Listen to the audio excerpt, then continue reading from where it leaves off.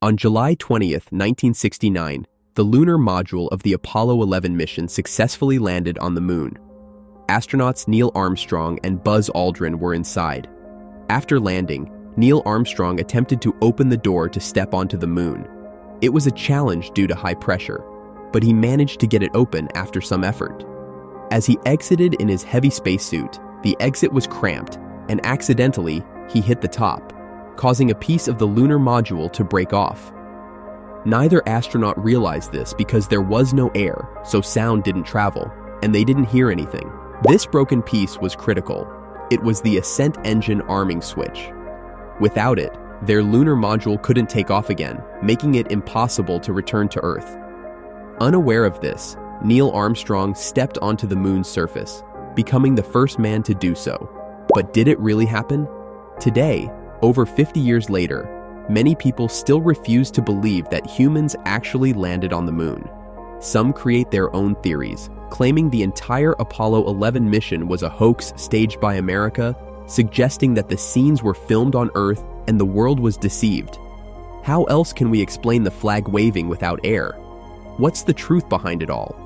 Let's dive into this story and find out. You might be surprised to learn that the real reason behind the Apollo 11 mission was a war, specifically the Cold War.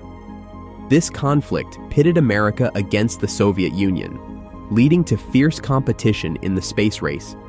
In 1957, the Soviet Union launched Sputnik, the first artificial satellite, making history as the first man-made object in Earth's orbit. This achievement left the American government in shock, prompting them to launch their own satellite in 1958. However, the situation intensified in 1961 when Soviet cosmonaut Yuri Gagarin became the first person in space, putting the Soviets ahead once again. Just a week later, President John F. Kennedy wrote a letter to the Vice President on April 20th, 1961, questioning how they could outpace the Soviets. He proposed ambitious ideas, such as placing a laboratory in space or making a trip around the Moon, and urged them to assess their current efforts. On May 25, 1961, during his famous speech, he promised the world that America would land humans on the Moon before the decade was over and safely return them to Earth. He declared, "Before this decade is out, we will land a man on the Moon and return him safely to the Earth." For many, this announcement felt almost unbelievable. Imagine 1961. There were no smartphones, no internet, and not even GPS technology. Computers were slow and outdated, yet Kennedy was committing to an extraordinary goal of sending humans to the Moon. To support this ambitious endeavor, he allocated an additional $7 to $9 billion to the space program over the next 5 years, ensuring that the entire agency focused on achieving this mission. Tests began just months later, setting the stage for one of humanity's greatest achievements. In February 1967, they planned the first manned tests, known as the Apollo 1 mission, where astronauts would ascend into space.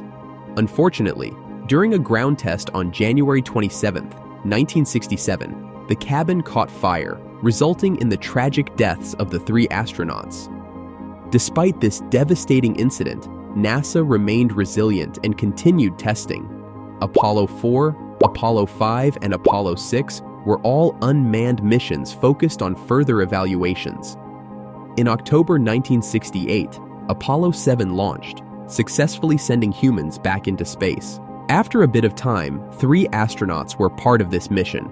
38-year-old Commander Neil Armstrong, who led the team, Michael Collins, the pilot of the command module, and Edwin Buzz Aldrin, the pilot of the Lunar Module. These 3 names are etched in history. While Neil Armstrong and Buzz Aldrin are well-known figures today, Michael Collins is less recognized, and the reason for this is quite interesting, which I'll explain later. The Apollo 11 spacecraft consisted of 3 main components: the command module, the service module, and the lunar module. The first 2 are collectively referred to as the CSM, Command and Service Module. Their objective was to detach the lunar module so it could land on the Moon. For the return journey, the lunar module needed to relaunch and dock with the CSM to bring the astronauts back to Earth. A Saturn V5 rocket was used to launch this spacecraft. Before liftoff, the rocket was loaded with 1 million gallons of kerosene, liquid oxygen, and liquid hydrogen. The rocket weighed 3 million kilograms, allowing the spacecraft to reach Earth's orbit in under 10 minutes. After reaching orbit, they completed about 1.5 revolutions around the Earth. Following this, they received permission from Mission Control, located on Earth, to begin the trans-lunar injection, which involved exiting Earth's orbit and heading toward the Moon. The Saturn V5 rocket was utilized for this maneuver during the third stage of the launch. These events unfolded within 5 hours of the launch, but it took several days to actually reach the Moon. On July 19, 1969, after traveling nearly 400,000 kilometers, the Apollo 11 spacecraft reached lunar orbit. At this point, it was time to separate the two modules. The Command and Service Module detached from the Lunar Module, with Michael Collins aboard the Command Module, nicknamed Columbia, while Neil Armstrong and Buzz Aldrin were in the Lunar Module, called Eagle. The Command and Service Module was meant to remain in lunar orbit, which meant only Armstrong and Aldrin had the opportunity to set foot on the Moon, leaving Michael Collins behind. This may be why many people are not as familiar with Michael Collins. Despite being part of the Apollo mission, he did not walk on the Moon. Nevertheless, Collins's role was perhaps the most vital because the lunar module needed to dock back with the CSM for a safe return. Without Michael Collins, Armstrong and Aldrin could not have come back home safely. Around 8 p.m., the lunar module was set to land on the Moon. At exactly 8:10 p.m., alarms began sounding. Armstrong and Aldrin were unsure of the alarm's meaning, so they asked Mission Control for guidance. Mission Control instructed them to ignore it and continue with the landing. Later, they discovered that the alarm was a warning indicating that the guidance computer's processing system was overloaded. Fortunately, the computer was designed so that essential programs critical to the mission would continue to function even under overload. It had an automatic landing program that would ensure the lunar module landed on the Moon's surface. However, at an altitude of 150 meters, Neil Armstrong took control. He noticed that the lunar module was about to land in an area scattered with large boulders. They decided to change the landing spot, opting for a location 4 miles from the original target. At 8:16 p.m., Buzz Aldrin checked the fuel indicator and found that only 3% of the fuel remained. Noticing the low fuel levels, Mission Control began a countdown to determine whether they should proceed with the landing or abort the mission. Now we're in a critical fuel state, which is why the 60-second call is made, followed by the 30-second call. Ultimately, with just 30 seconds left in the countdown, Neil Armstrong transmitted a radio message back to Earth. Neil Armstrong then donned his spacesuit, opened the door, and stepped onto the Moon. This historic moment was watched by 650 million people on television. His first words were broadcast to the world as Buzz Aldrin followed him onto the lunar surface. For the next 2.5 hours, they collected samples of moon dust and rocks, took photographs, and set up several scientific instruments. They collected 23 kilograms of rock and dust from the Moon, and left behind an American flag along with a plaque that read, "Here, men from the planet Earth first set foot upon the Moon." July 1969 AD. The lunar module was designed to stay on the Moon for 21 hours before launching again to dock with the Command and Service Module. For this ascent, they needed propulsion, which required an engine. Buzz Aldrin understood that the switch was essential for completing an electrical circuit.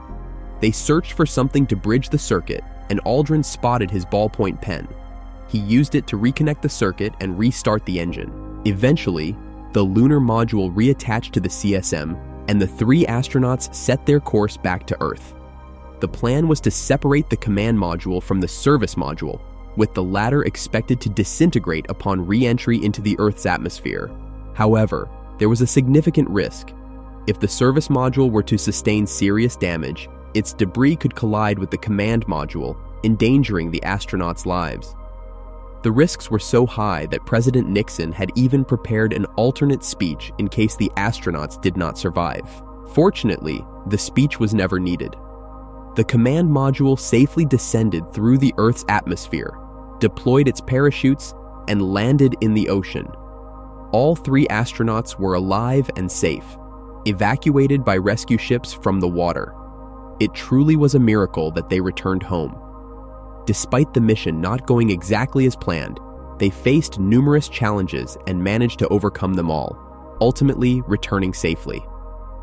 It's noteworthy that after their return, the 3 astronauts were quarantined for 2 weeks. They weren't allowed to have contact with anyone else due to concerns about potential pathogens, viruses, or bacteria they might have encountered on the moon that could cause harm on Earth. Thankfully, nothing of that sort happened. Apollo 11's moon landing was front-page news around the world, fulfilling President Kennedy's promise to land humans on the moon before the decade's end, a feat made possible by NASA. In 1969, the public had little reason to doubt this monumental step for humanity. It was a testament to America's technological superiority, marking a significant victory in the space race. Isn't it curious that America reached the moon just a year before the decade ended in 1970? Could it be that, in the midst of the Cold War, the US orchestrated a fake moon landing after their actual mission failed, presenting this as a backup plan to the world? This is just one example of the many conspiracy theories surrounding the moon landing. However, these theories have been debunked multiple times. If it had been a hoax, the Soviets would not have acknowledged it. In fact, the Great Soviet Encyclopedia, published from 1970 to 1979, confirmed the moon landing as a factual event on several occasions. Soviet articles even recognized the Apollo landing as the 3rd significant event of the space age, following Sputnik's launch in 1957 and Yuri Gagarin's flight in 1961. The Soviet Union actually acknowledged this. But what about the flag? The flag that was planted on the moon, why does it appear to be fluttering? There is no air on the moon. The reason is simple. The flag that Armstrong and Aldrin took with them was specially designed. While normal flags have one long vertical rod, this one also included a horizontal rod at the top, ensuring that the flag would always remain extended. Everyone at NASA knew that a flag planted on the moon wouldn't flutter due to the lack of wind, so they added this horizontal rod to make the flag visible. However, during the Apollo 11 mission, there were issues with extending this horizontal rod fully, which resulted in the ripples we see. These waves in the flag lead people to think that it is fluttering. In reality, the flag isn't fluttering. It only appears to move in videos when the astronauts are holding it and causing it to sway. This movement occurs because the aluminum rods in the flag acted like springs, allowing it to move temporarily before settling still. The 3rd most popular theory is that in the photos taken by Armstrong and Aldrin, stars aren't visible. The answer to this is very simple. The moon landing took place during the day when sunlight was hitting the moon. The white spacesuits worn by the astronauts were also highly reflective. The cameras at that time didn't have the resolution to capture details beyond reflections. Even today, if you take a photo at night with a phone's flash turned on, you won't see the stars in the background. Another question arises regarding the photo of Buzz Aldrin taken by Neil Armstrong, which shows Armstrong's reflection, including a camera in his hand. How could this happen? It's because he wasn't holding the camera. It was mounted on his suit, allowing him to control it from there. So, who took the photos of Neil Armstrong descending from the Lunar Module? The answer is simple. Multiple cameras were installed on the Lunar Module. Moving beyond these unfounded theories, it's important to note that not everyone was applauding the moon landing or praising NASA's work. Many people strongly criticized NASA and the American government after the moon landing. Criticism existed even before the landing. For instance, in January 1962, the New York Times published an article revealing that the money spent on the moon mission could have built at least 120 Harvard-sized universities. They questioned whether so much money should be used for a moon landing instead of opening a Harvard-sized university in every state. Weren't there better ways to spend that money? The total cost of the Apollo program was $24 billion at the time, which amounts to over $100 billion today. Initially, it faced criticism mainly from journalists. However, by 1972, public interest in NASA and the moon had waned. With the ongoing Vietnam War, citizens were increasingly concerned about domestic issues, leading to protests like the one where thousands gathered in the nation's capital. Many viewed the space program as a misuse of funds. Although NASA had plans for missions up to Apollo 20, politicians had to respond to public sentiment, resulting in budget cuts for space initiatives. In December 2017, former President Donald Trump announced plans to increase funding to send humans back to the moon by 2024, stating the goal was to return American astronauts to the moon for the first time since 1972, focusing on long-term exploration and use. Later, he revised his statement, suggesting that NASA should prioritize Mars over the moon. However, 50 years later, NASA has renewed its plans to return to the moon through the Artemis program. They will start with unmanned rocket tests, aiming to send the first woman to the moon by 2025 to 2026, followed by the first person of color. One thing is certain, before the decade ends, we will see humans back on the moon. That's it for this video.